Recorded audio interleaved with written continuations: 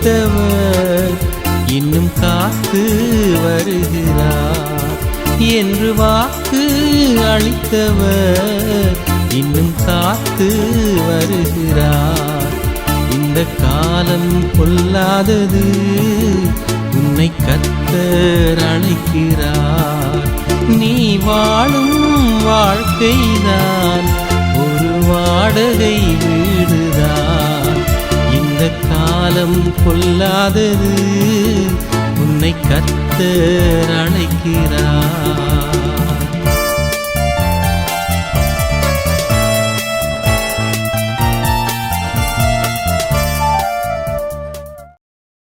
கர்த்தருக்குள் அன்பானவர்களே, அனுதினமும் கிறிஸ்துவுடன் தியான வேளைக்கு உங்களை அன்புடன் அழைக்கிறோம்.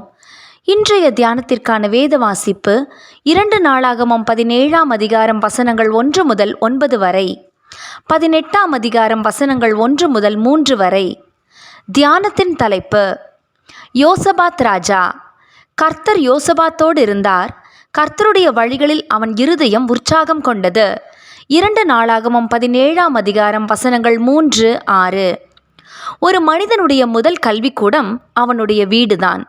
நமது முதல் ஆசிரியர்கள் நமது பெற்றோர்தான். பிள்ளைகள் தங்கள் பெற்றோரை பார்த்தே வளருகின்றனர்.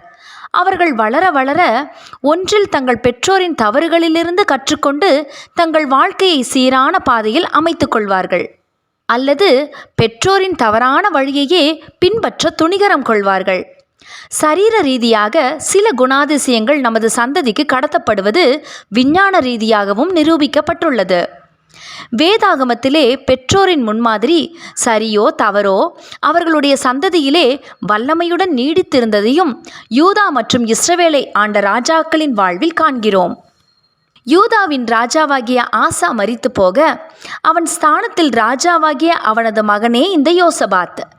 இவன் தனது தகப்பனது தவறுகளிலிருந்து கற்றுக்கொண்டவனாக நேர்மறையான காரியங்களை நடப்பித்தான். இவன் தன் தகப்பனுடைய தேவனை தேடி இஸ்ரவேலுடைய செய்கையின்படி நடவாமல் கர்த்தருடைய கற்பனைகளின்படி நடந்து கொண்டான். கர்த்தர் யோசபாத்தோடு இருந்தார். கர்த்தருடைய வழிகளில் அவன் இருதயம் உற்சாகம் கொண்டது என்ற அறிக்கைகள் அற்புதம்.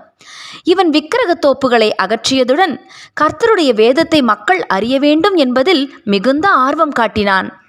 ஆனால் சில சமயங்களில் தகப்பனுடைய எதிர்மறையான வழிகளில் நடந்தான் என்பதையும் கவனிக்க வேண்டும். காரியங்கள் இறுக்கமாக தெரியும் போது யோசபாத் கர்த்தரையே தேடி அவரையே சார்ந்திருந்து வழிநடத்துதலை பெற்றுக்கொண்ட போதும், அன்றாட வாழ்வில் யாவும் இலகுவாக இருக்கும் போதும் அவன் அப்படியே தேவனை நாடினானா என்பதே கேள்வி. அவன் தனது மகன் ஆகாப் எசபேலின் மகளான அத்தாலியாளை விவாகம் பண்ண அனுமதித்தான். தேவனுடைய அனுமதியின்றி ஆகாபுடன் கூட்டு சேர்ந்தான். இதை கர்த்தர் வெறுத்தார். தேவ பிள்ளையே, இன்று கிறிஸ்துவின் இரத்தம் சகல விதமானதுமான தவறுகள் பாவங்களிலிருந்து நம்மை மீட்டிருக்கிறது. அதனால் பெற்றோர் செய்த தவறுகளை நாமும் செய்ய வேண்டியதில்லை.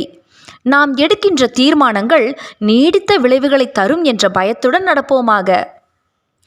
மாத்திரமல்ல, இலகுவானதோ கடினமானதோ எல்லா நிலைகளிலும் நாம் தேவனை மாத்திரமே சார்ந்திருக்கிறோமா, அல்லது தேவை ஏற்படும் போது மாத்திரம் தேவனை நாடுகிறோமா? யோசபாத் செய்த அந்த தவறை நாமும் செய்யாதிருப்போமாக. ஜெபம் செய்வோமா? அன்பின் தேவனே, இதுவரையிலும் உம்முடைய ஆலோசனையின்றி என் சுயத்திலே நான் எடுத்த முடிவுகளுக்காக என்னை மன்னியும்.